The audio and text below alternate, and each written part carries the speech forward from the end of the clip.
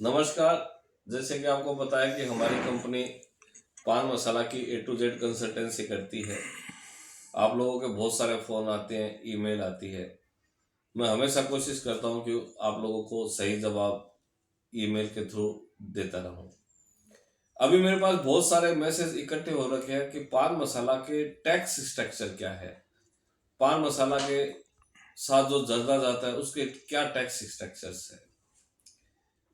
तो पहले तो मैं आप सब लोगों से रिक्वेस्ट करना चाहता हूं जो भी पान मसाला के बिजनेस में है कि हम इस देश के सभ्रांत नागरिक हैं, हम कानून मानने वाले नागरिक हैं। हम सब लोगों को उतना टैक्स जरूर देना चाहिए जितना कि सरकार ने निर्धारित कर रखा है। मैं आपको डिटेल में बताऊं,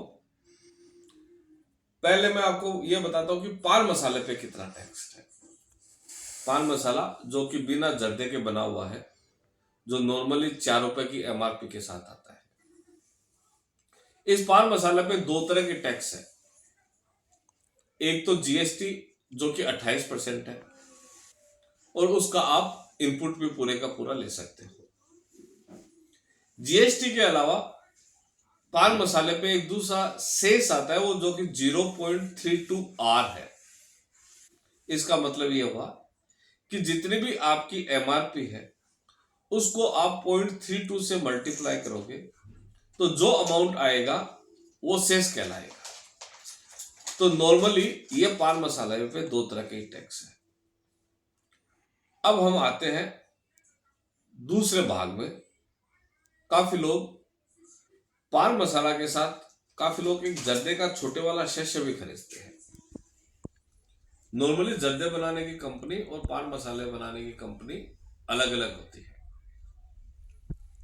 जर्दा क्योंकि सिंगुड में आता है इसलिए जर्दे के ऊपर अलग अलग तरह के टैक्स है।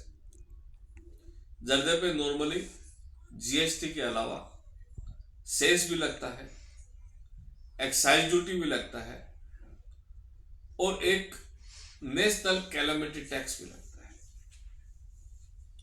ये सारे टैक्स मिला के फॉर एग्जाम्पल अगर कोई 1 रुपए MRP का एक जर्दे का शस्य है तो आप ये मान लो कि वो 20 पैसे की वैल्यू है उसकी और उसके ऊपर 76 पैसे इन टैक्स के है।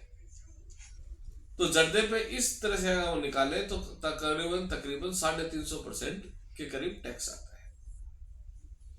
अगर आप किसी भाई को भी टैक्स के बारे में डिटेल में कुछ पूछना हो, आप मेरे को ईमेल कर सकते हैं, आप मेरी कंसल्टेंसी की सेवाएं ले सकते हैं, क्योंकि हमारा काम पान मसाला और उससे रिलेटेड जितने भी चीजें आती है शुरू से लेकर लास्ट तक, उस पर आपको अच्छी तरह से कंसल्टेंसी देना है।